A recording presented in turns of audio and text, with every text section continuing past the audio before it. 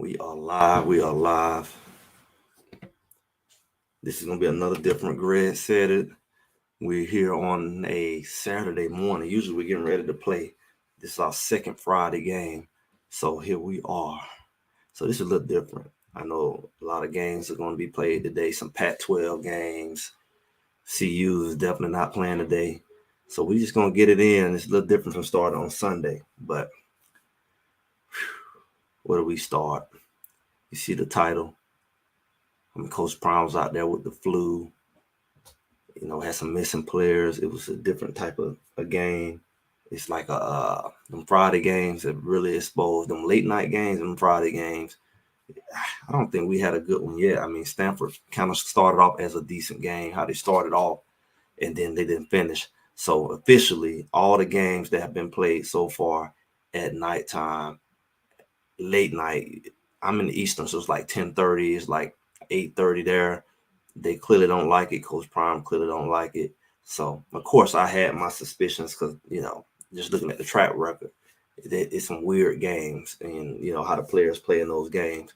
But, hey, we're going to do what we come to do, make sure, I appreciate everybody who's been following, like, share, subscribe. We got one game left. Honestly, I can't tell you how that game is going to look. But I know we're going to do our good, bad, and ugly. And I'm actually going to take some time today to kind of, get in the chat. And we're gonna kind of have a little dialogue today. I'm gonna be real with you today. I tried to find the good. I think the number one good is I stayed up. How about you? I made it on a Friday after working and staying up watching that mess. I could have quit. So I'm probably one of the most positive things that happened in the game. I could have quit, but I made it through the game. So that's my good. That's for my biggest good. I guess I can find another good. I would say that the running backs kept running. Savion ran. Dylan even tried to do a little running. It may have been garbage time, but the running back showed they can run some. They had a little more carries. It was hard to find positives. Maybe you all can throw some in the chat, help me out. Positives on some goods, because I only got me stand up, maybe you stand up, maybe the fact we up right now after staying up all night watching that is the most positive thing, because we didn't quit. How about that? I don't. Some people say the players quit, but we didn't quit. I sure could have went to bed because I knew where it was going very early. We made them look like Oregon, basically. So, we ain't gonna talk too much about that for it be sounding bad. But let's get into the bad, because I got a laundry list of bad. And that's what we come here to do. We ain't here to be no fluff fans. We're here to talk football, Colorado Buffaloes. I don't know what other channels we got confused with, but that's what we do. Colorado had a slow start. They had a decent start last week and kind of went back to what was going on, like the UCLA, the Oregon State, slow start. Unfortunately, the defense didn't play as well with the slow start. And it was a little this and a little that. So it wasn't even just the defense. They just kind of jumped out, but they jumped out like they was in Oregon. Offense couldn't move the ball, 3 and out. Got the ball first, 3 and out. It wasn't looking good from the jump. Just the demeanor and the tempo of the game, it just didn't look like they was going to do anything. And, kind of be going back and forth. But the scary thing was when Washington State got the ball, they didn't look like CU. They just was moving. They had tempo. They was connecting. They was moving on all cylinders. And being that they're both similar, they showed and play similar. And you saw that in the first drive, just how the offense played. It wasn't like TCU tit for tat. It was like flat CU, and kind of Washington State was kind of moving. So that wasn't a good sign. Then, like I said, offensive rhythm, never got in the rhythm, passing game. And, the running game was kind of, not much different at that point. And we saw, pressure on the quarterback. So these are some of the bads. These are the bad signs. And it wasn't like bad just for a few minutes. It was bad like the whole time. And it accumulated very quick. We had consistent false starts. These penalties still there, running. I mean, I watched linemen jump and nobody was even in front of them. It's like you was double teaming us, I don't know. And you still was jumping. So it's not like you had pressure on you. I don't know what's up with these false starts. I mean, I can't say it's only at away games because they do it at home too. That has a lot to do with discipline to me. Just a lot of hiccups, and I think all of that is offensively. Now, I will say one thing that's outside of CU that I've said multiple times and multiple other people have seen, and that is the missed calls on pass interferences and just incongruent calls on it. Like you would call it on CU, but won't call it on the other team unless it's just blatant. And sometimes it's blatant, they still don't call it. We watched Weaver run up the sideline. The guy got his whole arm, blocking his arm, and Weaver like this, and they're not calling it. But then Travis do a little touch, and it's like, and they do it at all the wrong times. They do it at when again, penalties come at all the wrong times. When you finally get a stop or third down, big play, and then get them another chance to like when Travis did it, they were basically in the end zone, and that got them to like the 30-yard line. I know they had a little run before that, but that kind of got them moving. And it just when it came down to it, they really wasn't stopping Washington offense. The offense, I can't say that Washington was very good. I really can't. But they sure looked good on the scoreboard.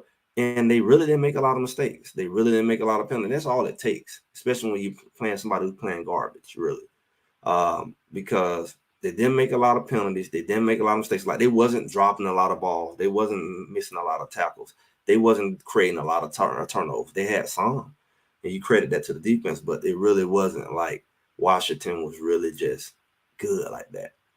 But they played good, and they took advantage of the mistakes. They had 2 scoops on fumble on the quarterback, for touchdowns. Yeah, and special teams got a touchdown. They did what they had to do, and so these are all bad. I already said Shador getting hurt. That's very bad. I mean, he's been playing hurt for weeks. So the fact that he just went on out, I guess that was a good thing because the game was getting out of hand. It wasn't no need for him to be hurt and playing if it wasn't going, just because it's just not good. Taking all these shots, it's just not good. It wasn't going to help. So all of these are bad. I ain't even got to the ugly, y'all. And after we get to the ugly, I'm gonna pull up some of these comments. Make sure y'all like, share, subscribe, comment. We're gonna get to some comments today. I don't know how long we're gonna go because it's really not a whole lot. It just depends on how this thing fold out. I appreciate y'all coming by though.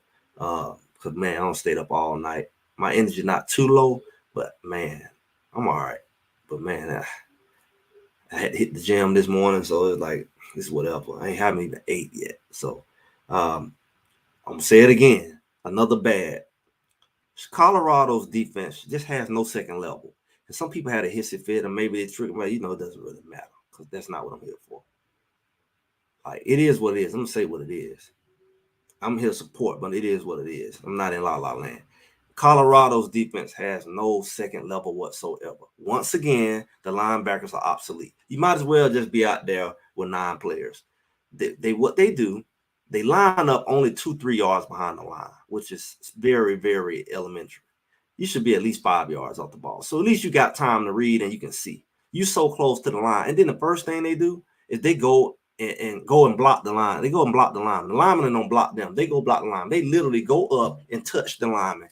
They will go past the hole where the ball is going. They will go past the running back to go touch the linebacker. That has to be the most elementary. I would hope the coach ain't teaching them silly crap because all of them doing it. The first thing they do is run up in the hole, whether they see it's a pass or a run or where the ball is going. That's why they so many cutbacks this year. That's why so many offenses able to cut back across the outside of the field. Is no second level. If they get past the first level, they're going to get a 15, 20-yard run, if not longer. And they're dependent on the safeties to come up from 20 yards, where they play way back, and the linebackers play way up. They depend on the linebackers to come up and make the hit. And sometimes it's a big guy or just a bad angle or just they got too much momentum and they whip on it. And that's how you get those big runs, and the cornerback, have to help other safety have to come up because there's no linebackers. And the linebackers, they would either go in that hole and go grab on the lineman, act like they then the running back run right past them, and then they'll reach their arm out and act like they're trying to arm tackle them, or they'll just go and grab them from behind. You watch Bentley so many times tackling man from you the linebacker. Why are you behind the running back? You're supposed to meet the running back in the hole. So they'll go behind and tackle from behind, get drugged for 5-10 yards, and the safety and 2 other people have to come help. And that's a tackle. But you the linebacker tackling the man 15 yards upfield. That don't make sense. So that's what's happening, y'all. I'm just being real with you. Like it or love it or leave it. I play linebacker. I'm watching them. I can pull up the film and show you that first step is straight to a lineman. The lineman don't even have to come to the second level. These are the only people I see the linebackers go to the first level. They're all on the first level. You have no second level. All your players are on the first level. And the ball break, they don't even see where the ball is going. The ball go right past them. It's the dumbest mess ever. The linebacker is supposed to be on the second level, reading, and basically you're filling the gap where your lineman is not, your D lineman is not. But how do you know that if the first thing you do is run up in the wash, you don't know where the ball is going, and the ball goes right past you, and there's nobody at that second level to back up the line, and only people there is the safeties who are in coverage, who have to come up and make a tackle in open field against a man running full speed who's probably twice his size. It's unfair. It's unfair. So that, to me, I put that as a bad, but it's been an ugly, and that's what's happening with the defense. It's not rocket science. People have been trying to figure out the defense. It's not good that the D line doesn't put pressure. That's another thing I can put. The pressure of the defensive line is not what the pressure that Shador was getting. We have not seen that for maybe one game or so, or some parts of the game. We have not seen the RD line put enough pressure where the quarterback just not sitting there like this, picking our secondary apart. Not to mention your linebackers is down there with the linemen, so they're not helping out in coverage, and they're not even making themselves relevant. You go up in the line and you got the lineman there, you're a linebacker. It should be an extra guy. You should be coming, if you're blitzing or looking like you're blitzing, you should at least be putting some extra pressure on the quarterback. Or why are you even out there? You're not putting no extra pressure. You're just going holding on to the lineman as if you're the one blocking. You're not even trying to go past the lineman. You have no reason to go past the lineman because you don't know where the ball is. I can do a whole video on this. Probably need to, but I'm probably not, because this is over. I don't know what Hart is doing. I would love to see. But when I see multiple guys doing that, it's almost like it hasn't been taught. And it definitely had not been untaught. And there's no way I would be. And I'm not trying to beat him. I don't want to beat him. Nor am I'm not going to make a comparison. But I know for a fact, if I'm coaching them linebackers, I'm absolutely not going to have that. I put the doggone, what they call them, scout team linebackers in and do that. Yeah, I mean, breaking down film, now that I have StreamYard, I definitely could do it. I probably would love to do it with, probably one of the other people who do it. I know a couple other guys do it just to bounce off each other. I didn't even, I'm going to be real with you. When I got this channel started, I did this maybe, season starting, and it was more like a commentary. And, knowing who I am, I look at stuff deeper, but that wasn't my perspective. It was just talking about what's going on, what was coming. The season was, new players coming, new coaches. It was a new thing, and I had been following it, and I wanted to give my insight. But once the game started, I really didn't have no idea of how this thing would look. I didn't have no idea how good or bad they would play. And then, with my background, once I started looking at it, I'm looking at like, okay, I know they're watching film. I know they're like, what are they doing? And they go from week to week, and there's not adjustment. Not only the adjustments not made, but the personnel adjustments is not being made. Now I'm hearing that they lost a lot of players in the eligibility that maybe before the season that could have helped on the offensive line. Some of them still there, some of them left. I heard had some linebackers, but it's a clear weakness at the position of linebacker, even more so than the defensive line. And I see your comments coming. We definitely gonna get to some of these comments in a minute. I'm just going through this good, bad, and ugly. And some of this stuff is already there. If we jump over into ugly, Savion Washington played a horrible game. People say don't call names, but it is what it is. I mean, he played a horrible game, at least in that first half. I mean, he had a lot to do with Shador getting them hits. He running all around, all over the place. I don't think I've seen him play like that. I don't know what's going on. Maybe Andrew, I don't know. I know Tank used to do that, and I think they got him out. Maybe he was in there. But it wasn't Tank yesterday as much as it was Savion. It was obvious. Tim was going all around him. He looked like he was on skates. And that was ugly because a lot of those sacks and pressure Shador was getting was coming right in front of Shador's face. That arm, when Shador got his arm hit and he was hurt, and that touchdown that first time, he went right past and across Savion. Not only did he go around, he came back around and hit Shador. All Savion had to do was keep him wide. Shador could have stepped up in the pocket. He went around and around. That was ugly. Also, the special teams, man. Special teams are back. The special teams kickoff return right after you score. How do you do that? I don't think they gave up a kick return all year. Horrible timing. Horrible time. Kickoff return. It wasn't even the elite kickoff return. The guy I think averaged 20 yards a game, and you choose out all games to let him just take off on you like that. Which goes back to what Coach Prime been complaining about all year. Y'all, our kickers, how we got not one kicker? I know Feely is out, but even when he was there, how do we have one kicker who can't put the ball in the end zone? See, if you kick the ball in the end zone, it's not even returnable. That's the problem. It's like you kicking the ball, giving them a chance to return, giving a chance. That's how Feely got hurt. He insists on kicking that ball and going to try to hit somebody. I believe he got a concussion. It had to be bad enough when he wearing the glasses for days and not coming back. So it's a lot of things that, like, special teams almost had basically guy must have closed his eye, kind of like when Mata supposed to have his block. The guy's supposed to block that punt. He went right across it and like he closed his eyes. So we could have had a block punt, and that probably would have been a touchdown. You know. Also, we ain't talking about nothing new, guys. Y'all been with me. And, make sure y'all, if y'all here for the first time, go ahead and make sure you like, share. Make sure you subscribe. So this is what we do. We're going to have some stuff in the off season, some different stuff. I'm going to see how this thing flow. Y'all have an idea, just let me know. Because everybody, we have a lot of channels out there. And everybody really have their own thing, their own personality. Everybody's free to kind of follow who they like. I'm more of that real talk type. And we definitely get into more dialogue, and a lot of shows are kind of taking on that kind of panel style. Maybe we'll do some paneling. Depends on my time. Like I say, I like what Colorado's doing. I definitely believe it's possible that they're gonna have a greater season, but they're gonna have to get a lot of coaching thing together. And I'm sure they're gonna make some adjustments there too. But I do see Colorado being better. I'm gonna be real with you. I only can blame the kids, but so far, like, I have some questions about the linebacker core. Because one, they should be coached better. Two, if you don't need to be out there, who putting you out there? So I have some questions about the coach. I'm gonna be real with you. I ain't necessarily gonna say it's Coach Prime, but he is the head coach. But the position coaching, like determining the personnel, is something going on. I'm gonna be real with you. And I don't know if that's gonna continue, no matter if you get more players. I can't say that. I'm not gonna sit here and be some souped up fan, because that's not who I am anyway. I love, I played football and I support Coach Prime, and it's a good thing what he's doing. I'm not here to be delusional. So I can't say, oh, it's gonna be better. It should be.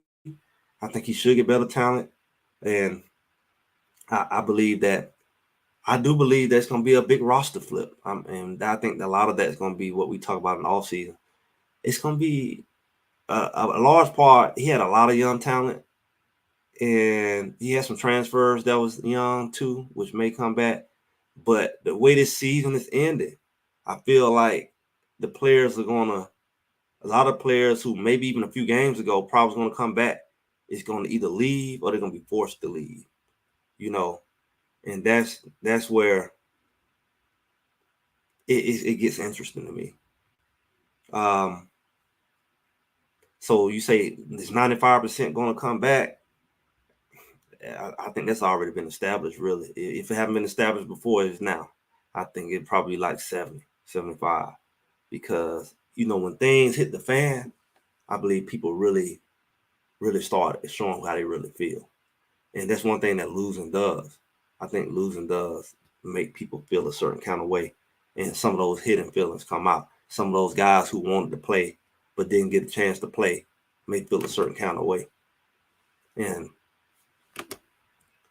it could be a lot of things. Some people say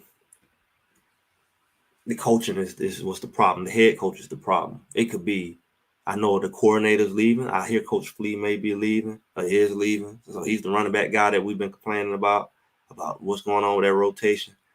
I don't know how much what can help because they all have to, one, get on the same page, and two, it's got to be better personnel decisions. Like if you need better players, don't have them come sit on the bench. I question the personnel decisions, even though I'm not at the practice. I do, and I don't really know. I can't really say. I'm not even gonna try to say honestly, but I will say this: the weak tackling. I have my theory on that. This is my theory, and y'all can let me know if y'all agree. I watch well off. I watch all these teams.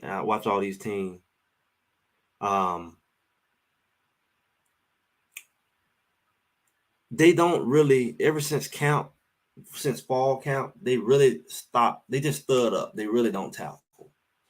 They really don't tackle. They don't believe in taking people to the ground, I guess, to preserve injury. And I agree with that. But I remember when one of the guys, maybe it was Kennedy, who came over, he said, boy, it's different from Nick Saban because he let them kill each other at practice. And you see what Nick Saban produced. But I don't find it odd that so many players can't tackle. And I think that's a lot that has to do with coaching and how they practice. I don't know if they're going to change that. And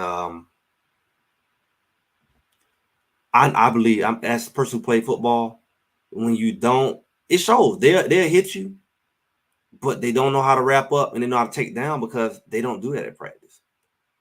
They don't. And you expect that to transition to the game. That's what we're seeing. It's not transitioning well into the game.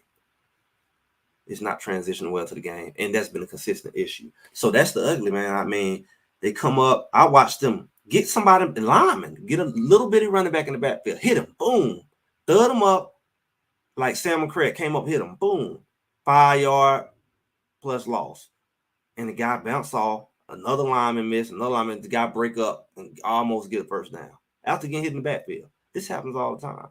I watch D lineman get the quarterback, basically have a sack, let him go. Another lineman, let him go. They grab him by shirt. You 260, lift all them weights, and all your tackles is your feet dragging on the ground. I've been talking about this for the longest. Like your feet dragging on the ground, and you holding by his shirt.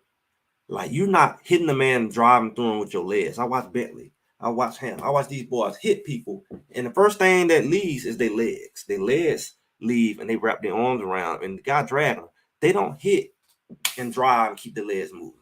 They don't. They make the initial contact, or they just reach.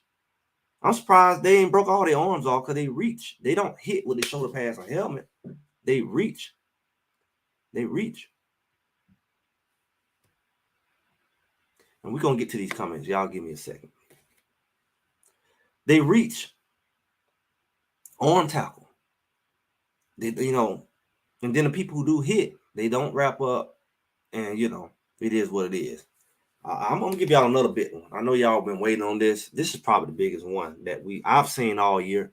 You try to not speak up on stuff because you don't want to put stuff in the air. I'm going to tell you.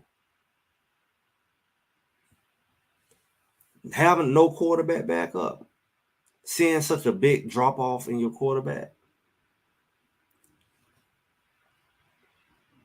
having such a drop off at the quarterback position, that's the scariest thing I've seen. I always knew, everybody know. I mean, that happens with any team. When your quarterback, you don't have anybody to back up your starting quarterback, and it's just a big drop off where it's like going from JV to varsity. That's a scary thing. That's a scary thing. When your backup quarterback can't throw, as if he ain't practiced, like he practicing with you. He has the quarterback coach, but they get out there like they ain't practiced, like they ain't never. It's like, how do you get to that level? Like even on raw talent, like you can't even throw. You just look like you don't belong at this level. It's almost like you belong at Division III or something. I don't know. Even the division, I got some Division II quarterbacks who can play better than that. So it's a scary thing. Like, why? you better really make sure they get some good backup quarterbacks. That was always concerning me because we seen Shador slowly getting hurt. You don't really have. And they had it like that at Jackson State. The backup quarterback wasn't good. Now I don't believe in having both quarterbacks who can start, but your backup quarterback, maybe he's younger, but he need to be able to step in, and it shouldn't be that much drop off. It's a wrap. Shador come out the game. That's ugly. That's ugly. And I don't know. I mean, I know it's his son there, but you got to have a good backup quarterback. You got two backup quarterbacks who couldn't start nowhere else. Nowhere else. Now one of them quarterbacks can start anywhere else. I don't even see them starting at a lot of FCS programs. I'm just being real. The way, this guy did good in high school. He's a freshman. That's great. You've been practicing and running the scout team, and you get in the game like you straight.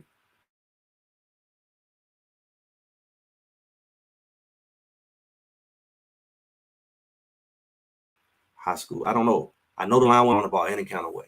It was horrible. I know they don't rep with those people. It's a scary thing, man. And that was real ugly to me. Because I knew that would happen, but to finally see the backup get in, have to get in, not get in because it's a blowout. Because we seen, I think the backup get in at Nebraska and get a game and get them a score. Yeah, I don't know how you get backup quarterbacks at this level. It's an insult. You have a backup quarterback at this level, and it's like you can't even get them. That's ugly. But I think the ultimate ugly is just the same as me.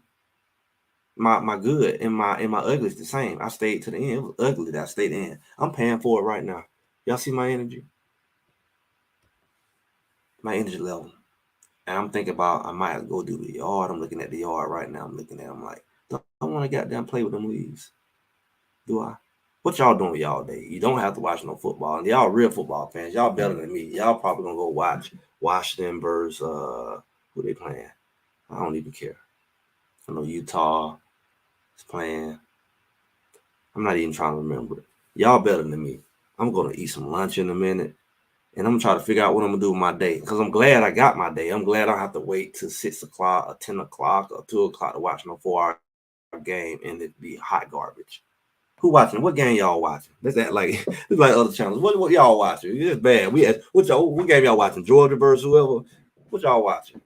Because we know it won't be, and we know that Colorado won't be bowling, guys. They won't be bowling. Every week we don't keep hope alive. Bowling. And y'all see at the bottom of the screen. This is my commercial time out right here.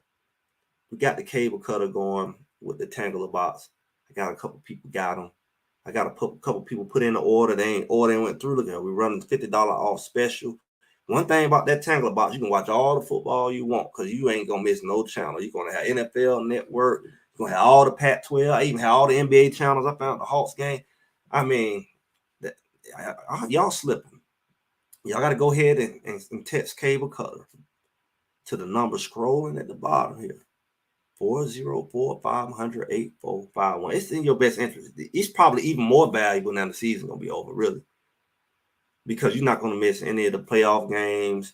You're not gonna miss nothing. You're gonna keep yourself entertained. Got over 80,000 movies on it, 8,000 digital shows. Got all the shows from back in the day, all the TV shows and movies. Probably won't find nowhere. All in one place. Just plug that thing in. Y'all go ahead and get y'all order, get y'all hook up. I think I'm gonna run it like a little special up to like Black Friday. This could consider this like a Black Friday, maybe Cyber Monday. So go ahead and get y'all the deal. I think it's like running right at $2.99. That's less than what people pay cable in a couple months. Somebody asked me, is it a monthly? It's not a monthly. Go ahead and hit that right there, cable cutter. And with that, we're gonna get to a couple comments while y'all here. I appreciate y'all here. Make sure y'all like, share, and subscribe. I appreciate y'all for supporting this channel. And for the most part, it's been a good experience. I've got a lot of encouraging comments. I know some people been with me from the beginning. Some people just now getting here. So I do appreciate y'all all 100 plus of y'all here right now. Let's get into some of these comments. I don't say what I had to say a little bit because, as you all may not know, I've heard it's official that Colorado is last in the Pac-12. Do they like a Pac-12, last in the Pac-12 team? Y'all, I'll put that in the comments. Who think that Colorado is actually that bad? As good as they played, as close as they played, they're considered last somehow. Now, as of now, says Shador doesn't have to respect his team because they are jealous of him and his privileges. Facts still remain he's a good player with a great work ethic. People need to tuck their jealousy. Y'all think that his teammates are jealous of him? Anybody else? I wouldn't be surprised. I wouldn't be surprised. I mean, I can feel it. I don't know to what extent. I don't know how many people, but I could see that. I can see that, And you got to think about it. You a guy, Shador has been living this life since he was born. His dad was a superstar, celebrity. See, this ain't that new to him. This boy been doing this since high school. You go back and look at their old videos and reality shows. You see, that's how they act. So not only is the people on the outside jealous, but it's sure somebody in that locker room probably jealous of him because everybody don't get along. Even on any football team, whether you should do or not, everybody don't just get along like that. Believe it or not, you got like 100 guys in that locker room, different personalities. So it's funny. This is a funny one here. This is a funny one here. And this ain't even Sunday, but this is funny. My guy say we all need to be rebaptized. They show how you try. They'll try your little Jesus in you there. They'll try your little religion because I think this stuff do trigger stuff. That's why I do my Sunday little message, my Sunday afternoon motivation, inspiration, because the human mind and psychology, it is what it is. Football is football, but some people take stuff way left and right because of their own personal issues. They're gonna project on you, they're gonna project on the coaches how they feel. It's gonna trigger and bring up some stuff in you. So you might have to be rebaptized. Some people are having flashbacks of their old high school career. Their personal issues are coming out. He got favoritism because maybe they went through favoritism. So you're right. You're right. A lot of stuff has to be dealt with. So like I said, you're right. We might have to do some baptizing and all that because you'll be there ready to cuss and don't even cuss. Some of you probably cussing like a sailor watching this stuff. You be ready to fight watching these games. Be ready to fight other people. Take it out on them. This football game that made you mad. You be ready to fight somebody else. Then you got the people here in the chats and the comments, falling out. And not just here. I don't really see. I'm looking at the comments. I don't really get a whole lot. I get a little clownish people come through every now and then, but I do see it on other people's channel, maybe because I watch the comments more when I kind of pop into these other guys' channel. But at the end of the day, people act how they act. The offensive line is sabotage. I wouldn't blame you, Elijah. I wouldn't. I really would. I can't say that you lying. Sometimes I look at the game and I say, did he do that on purpose? They just let him run through there like that. And we watch it happen multiple times over and over again. So whether you've been literal about it or whether you've been, technically about it, like it one way or another, it is sabotage. They have sabotaged this season. They have sabotaged the quarterback's health. And the ability for this team to move the ball is sabotaged, whether they did it on purpose or not, And then we got this right here from a guy here, Mr. Maccabees. Ain't no favoritism, more like nepotism. Maybe. I mean, honestly, I don't know what you expect. I mean, from the jump, he brought his son, so you can call it nepotism from that.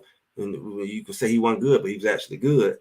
But either way, just because it's his son isn't nepotism. Both of his sons have produced. And they still produce. And if they were sons, can you say they wouldn't play? Would you think Shador wouldn't play if it wasn't his son? I don't know. There's only two guys out there that's his. Travis Hunter is not his child, and Travis Hunter is on a finalist list for being the most versatile player in college football, not Pac-12. So I don't know what nepotism it could be, but I mean, Shiloh's done his thing. So who is the better quarterback? We already had that conversation. I mean, we seen the two quarterbacks that were backed up. You know, that somebody said if I do a breakdown, which is we did a film breakdown, we would see he say that the line don't even put hands on defense players. I know who do put their hand on the line. Our linebackers. And that's the opposite. Our linebackers may need to be on the offensive line because they sure know how to block. They don't know how to tackle, but they know how to run straight to the line. Man, I think they got it backwards. They actually go and they say hut, and they run immediately. Go watch the film. They run immediately to the line and touch them and do this. I've never seen linebacker do that in my life. And I watched them run past. I even watched Robinson do it. And he in secondary. He ran to the lineman that was pulling. The lineman went wide. He ran to the lineman, and the running back went right past him. I said, you're ejected to go to the lineman?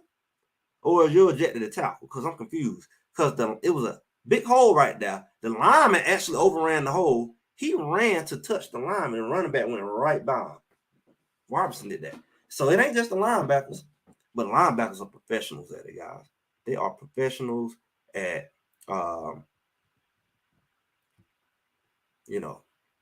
they're professionals. They're professional.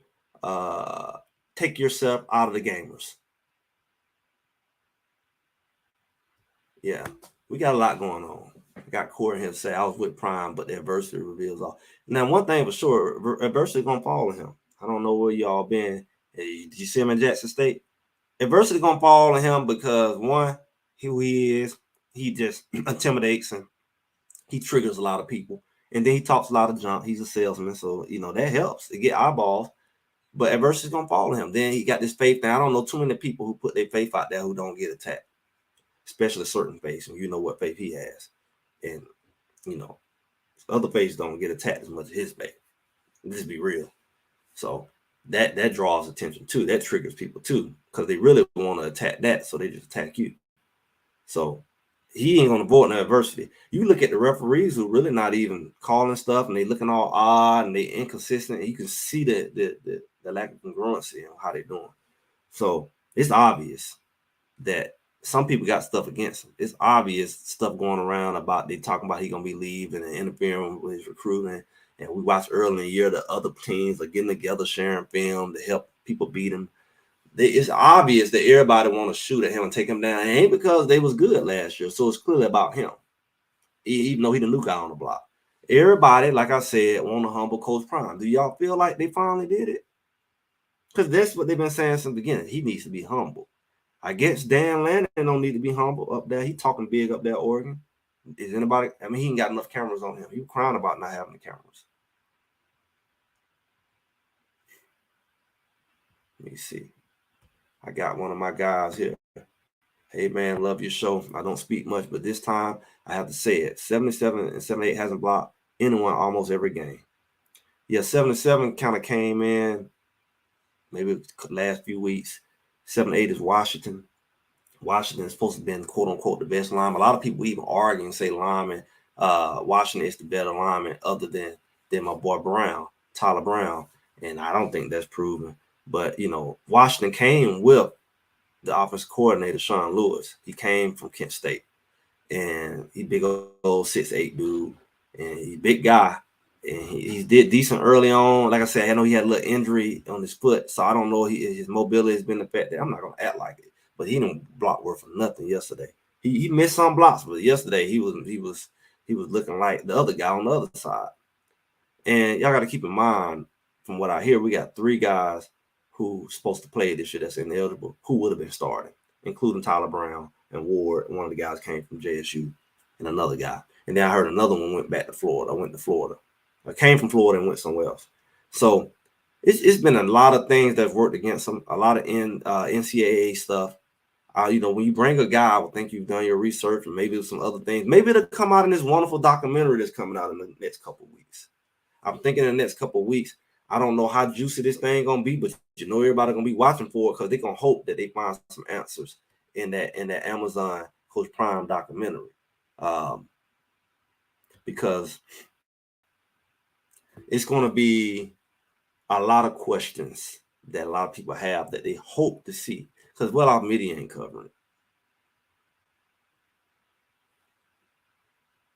I got somebody here. I like this. This ain't football, but they say doing a yard is therapy. It's going to get your mind off the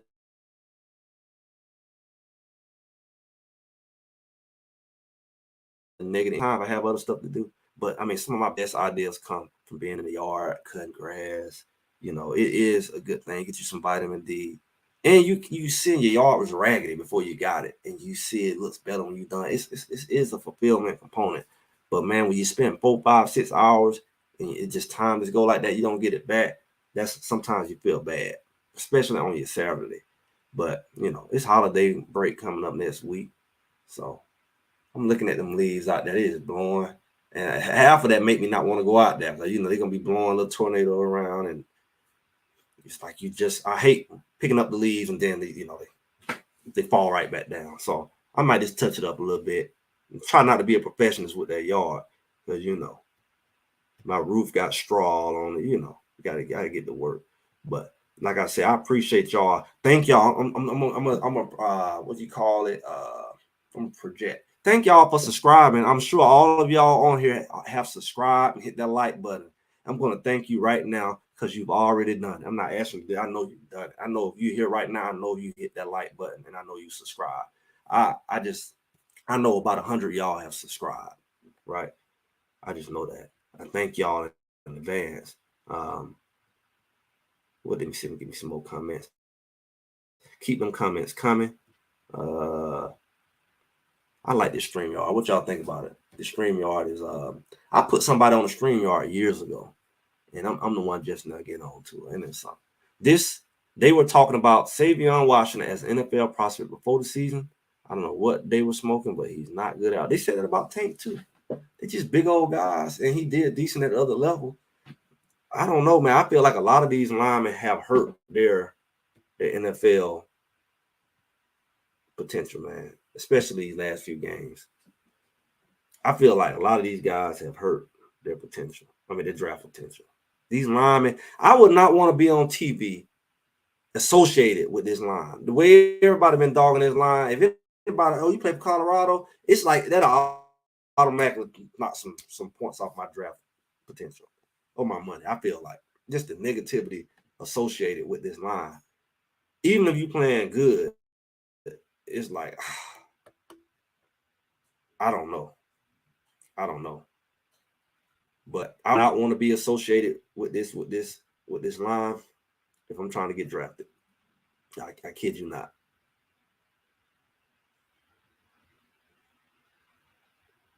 He must be. And I know I don't know what happened to Harden. I think Harden was on the line too, but they just ain't really found nobody. They just ain't really found nobody who really get in there. Like for instance, my guy here, they say Tyler Brown takes blocking serious. It's a badge of honor for him. He was missed greatly this season. Absolutely, because he's a guard, so a lot of that pressure up the middle, he'll better step up in that pocket. That pocket wouldn't collapse. It may collapse from the outside, but that middle. And I think he played either left or right guard. And like I said, they got Ward, another big guy. I don't know what happened to what is it, Jeremiah? Did he play? I think he's 77. McClemmon, or whatever. I don't know. Did he play? I think I know he came in right before the season from JUCO. I think he went to Mississippi State or something before that. And then, I don't know what happened with Juju. Juju is so weird to me, man. When I first saw Juju, I don't know. Anybody seen that movie Creed? Creed 3, the last Creed. And the dude that Creed grew up with and he got out of jail. I ain't gonna tell the story. You gotta check it out.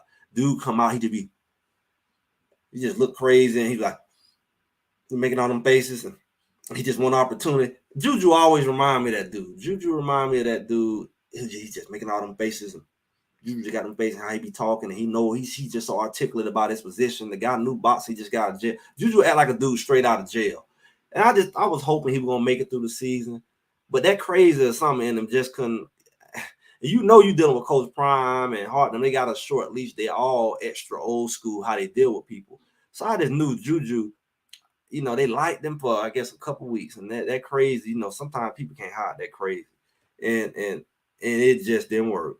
It just didn't work. I don't know what happened, but man, Juju, he was up and he went from starting being the man to playing a little bit to he ain't even dressed. And I'm sure Juju must be speaking his mind or something. Oh, I don't know what happened with that. Somebody say, what's my thoughts?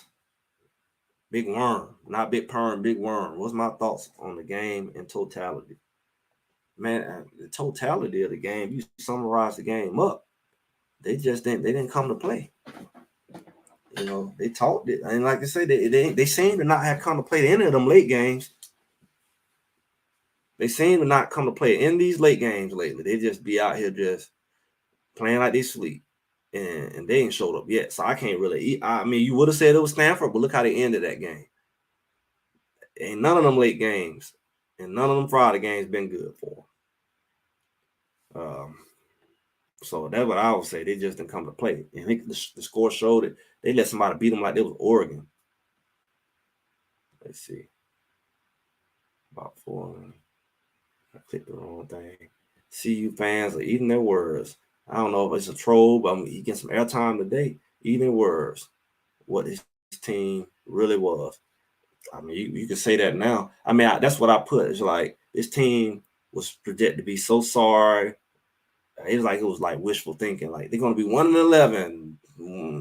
They ain't gonna win no more than 3. And then they got jumped out 3-0, and everybody shut up and went to hide. All the haters went ahead. And I was like, what the haters at? And then it kind of Travis got hurt, and there's maybe some hoodoo kicked in, and then it was like, oh, and they start losing games, almost losing games they should win consistently, and then they lost to Stanford. And then all the games were close, 7-point games and stuff like that. So really had what they need, and it's like, and now everybody's saying they're exactly what everybody thought they would be at this point. That's what everybody's saying now. They're like, CU is playing. Now they finally, it's like you spoke it, and now they finally playing. Like I said, they are considered the last in Pac-12. How you went from that to last in Pac-12? Do y'all feel like this team? I know they've been playing janky, but do y'all feel like this team really is the last place team with Shador and Travis? Are they really like? I know their record is showing it, and they playing like boo boo, but it's like, how are they really that bad? I know they line, do some crazy stuff, and their defense can't tackle, but that's a good question. And for me to argue, I'm not on the team. I'm just here because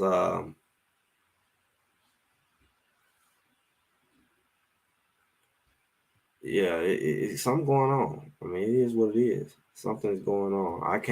I'm not here to defend it. Since Shador has been hurt since the Oregon game. Probably so. Shador probably been hurt against the first game. He been getting hit. He getting sacked multiple times every game. He been getting sacked. RB. They're the worst in D1. Oh, so you saying they're the worst? The FCS is D1. I doubt it. I'm sure they'll beat the mess out of some older man or something like that. And see, the thing is, they fickle. Just like Washington State. Washington State came out and played like, I don't even feel like they played that good, but they came out and whooped them, and they just as fickle. They really the same kind of team. If you played them today, it'd probably be the opposite.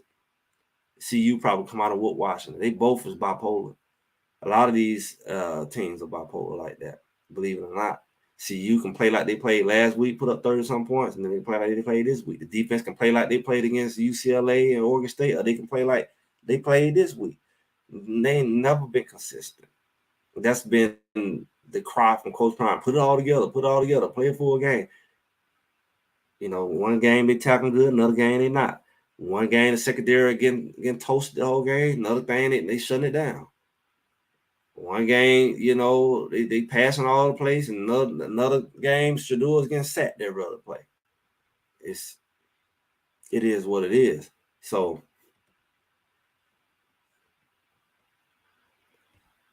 somebody say exactly 3 of those they could have lost. And just like you say, 3 of those they could have lost, 3, 4 of those they could have won. because every game they have, I mean, we really look at it, they ain't blown nobody out but Nebraska. And ain't nobody blowing them out but Oregon in this last game. So what do you say? What are you saying? Out of 12 games, they only blew out one team, only 2 blew them out. This how crazy it is. They could have just as easily been right now. They're 4 and what is they 4 and 7. They could have just as easily been 9 and 2. Weird. They could have just as easily been 8 and 3. They could have just as easily been 7 and 4 with the same team. That's how janky this thing is. This team were close enough, whether it was coaching calls or whether it was just referee calls, whether it was just them. They could be easily, this record could easily be flipped. They right now they what 4 and 7. They could easily be 7 and 4. Not changing nothing but a few plays. Not we need a new line. Like that's how crazy the season has been. So it's hard to say. It's hard to really say. I'm not gonna sit up here and say anything. It could have went either way. Just like you say, it went one way. It could have went another way. They say Coach Prime made the mistake of criticizing his team about the Arizona State road. He don't give those boys any rest, and they burned out. Like I said, they burned out. I think they're more mentally burned out than physical. I mean, I'm sure everybody's physical burnt out right now because one, they don't have the depth. You got to think about it. They don't have the depth at O-line and things like that. They playing through injuries. 2, I'm sure a lot of those boys are playing through injury that we don't know about. I'm sure Washington is definitely playing through injury because where he's moving. Because I know he hurt his foot. He was in the boot, and he didn't stay in that boot long. So I'm sure that is not all the way healed. So I'm a realist. I'm a realist. But I mean, he's not been running them and hitting them as much. I mean, he's been considering their body. But I think mentally they're fatigued. And that mental fatigue come from the environment. I mean, you got cameras around you, you got celebrities around. It was a lot of energy in the beginning. Then you got everybody watching you, and I'm sure they comment on your social media and your family. And if your brain not used to that, that's a lot. And that's doing all them, they're used to it. But you just new to that.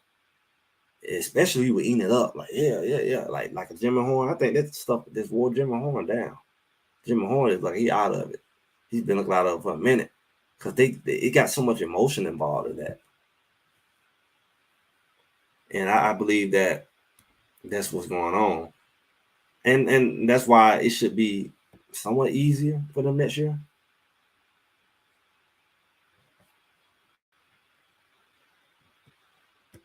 So this is what people said when he was at JSU, that he won't win, and he went 11-0.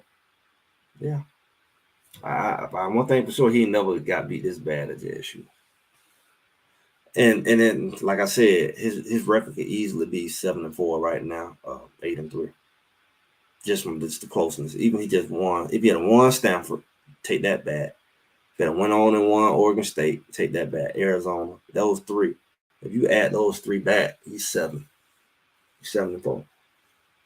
Shoot, you 6-6. I mean, all that trying to chase the bowl game, they should have had that already done because they're not that bad from everybody else. Everybody in Pac-12 is inconsistent. They all don't beat up on each other. I did a video about this months ago. Matter of fact, everybody here, go ahead and just go on back and check out. It's almost like, at New Year's, you go back and check out what happened throughout the year.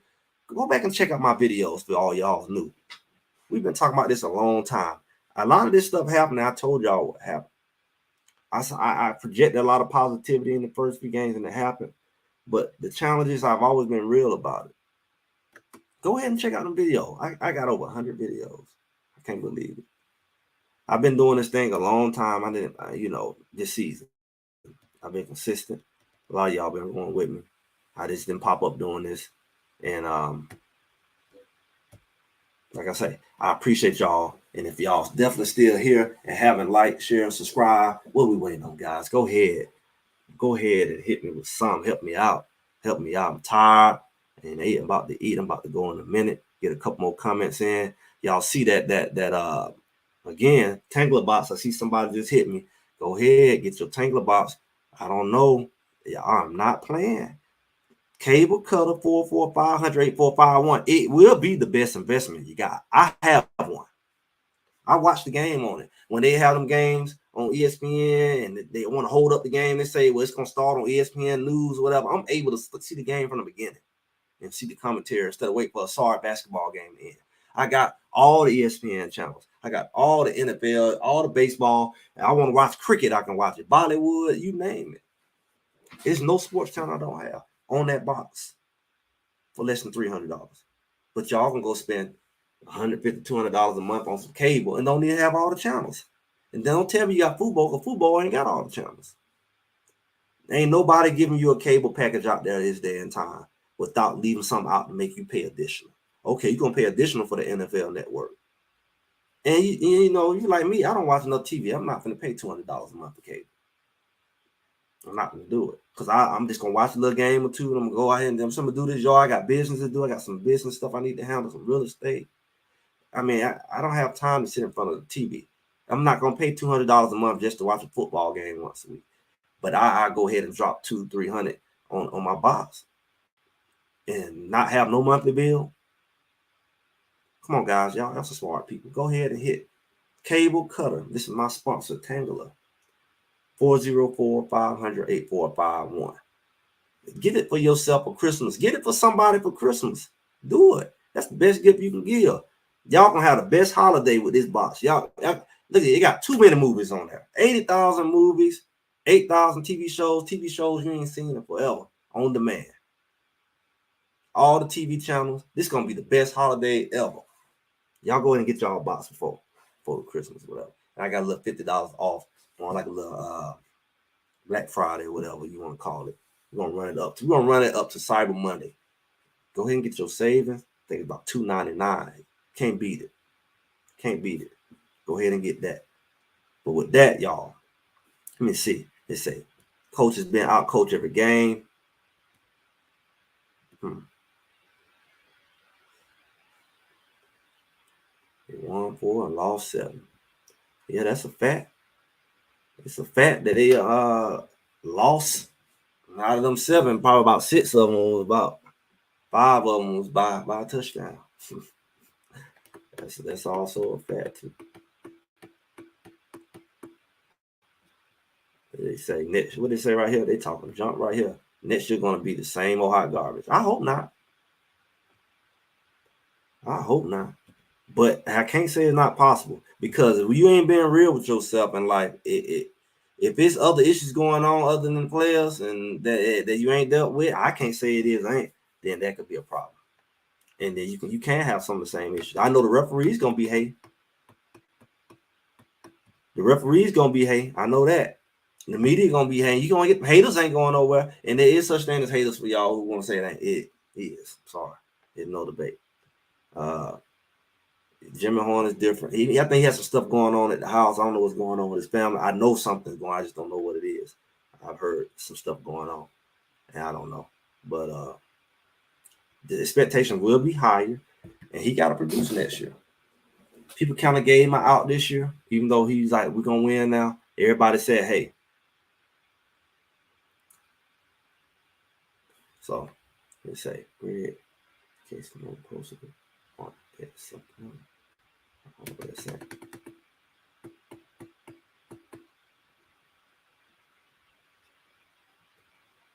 One more. Let me see what you got. Y'all got these comments rolling today. They say, Greg, the whole thing changed when the team played Oregon. The team was out of place. They was literally out of place. They had them in that jail shack looking locker room 20 miles from the field. Yeah, they were out of place. That psychology is a major thing, man. Psychology is a major thing. You know, that's why people do all these chants and all this antics in the stadium. Because once your mind's hit, man, once your mind is impacted, man, it'll make you not perform. You know, you got to have your mind right. They said the same stuff happened next year with Warranty. Man, we hope not, cause we want to see some good football. We don't want to complain. Nobody come here to complain. I just started this channel to complain. I don't spend my life complaining. I got other stuff to do. Literally, when I get done this video, I'm on in life, just like y'all. I ain't looking for. I'm not a victim. I'm not looking to complain. I just hope, you know. I hope some good stuff come out of this. Come money got in there. Hey, watch that film and work out. You show he one line. So he one line. And my guy say, Tony say, cable cutter. Yeah, you see it scrolling? Cable cutter. You cutting that cable. That's what's happening. When you don't pay cable, you're cutting it. Yeah, I'm gonna cut that cable. What y'all bill? What y'all paying a month? Some people pay 100, got YouTube TV, half the channels. You know, just got a little basic. You ain't got everything because you know, Sling and all these people, they give you these packages, act like they helping you out, and then you know, you missing a whole bunch of channels you got to upgrade to anyway, or you just got to settle, right? But even if you paying Sling something, let's say you paying $80 a month, how many months? 4 months, and you in my box is cheaper than 4 months for that. Tanggula, you can get it for 300 right now. You pay $80 for 4 months. What's that? 320, and you still ain't got nothing. I got all the channels, y'all. This makes too much sense. Yeah, you cutting the cable, you cutting the subscriptions, you cutting all of it because you paying something monthly just to get those channels. I got all the channels, and I just paid a one-time fee, 300. Boom, put on your credit card. Boom, you saving money. Y'all got money. You see what everything costs a lot of money these days. You saving money. Why wouldn't you save money? Especially if you don't need to be putting that into your monthly budget because that's not your thing. TV is not my thing.